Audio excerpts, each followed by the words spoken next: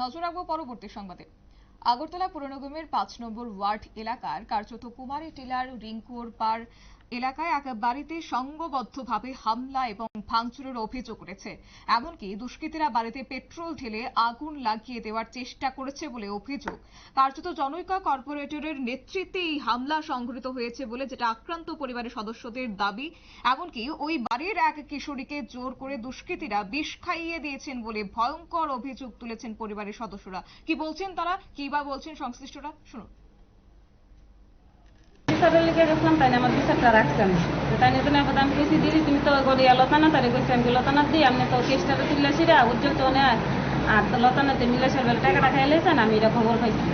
ওই আমি আর কথাটা কইছি দিকা, তাই আমার লোক আজকে 3 দিন দিরা, তাই আমার বাড়ির ভিতরে পুলিশ পাঠাইতেছে। এরপরে সেটা 3 দিন আমি ইয়া থেকে অনেক বাড়িতে নেই, সকালে পুলিশ যা বিকালেও পুলিশ যা, এরপরে সেটা বাড়ি ঘরের ভিতরে পেট্রোল ডালছে ডাইলে সেটা আমার মায়ের মাইর করছে, সেটা তারা কিতা জিনিস দায়িত্ব সব বিদেশে মিললে সেটা আমার মায়ের খাওয়াই দিচ্ছে, রাস্তার ভিতরে ফেলা রেখে দিচ্ছে। আপনারা শুনলেন সংশ্লিষ্টদের বক্তব্য। কার্যত এই ঘটনাটি সংঘটিত হয়েছে আগরতলা পুর নিগমের ৫ নম্বর ওয়ার্ডের কুমারী টিলায় এবং সেই এক বাড়িতে সংঘবদ্ধভাবে হামলা এবং ভাঙচুরের অভিযোগ উঠেছে।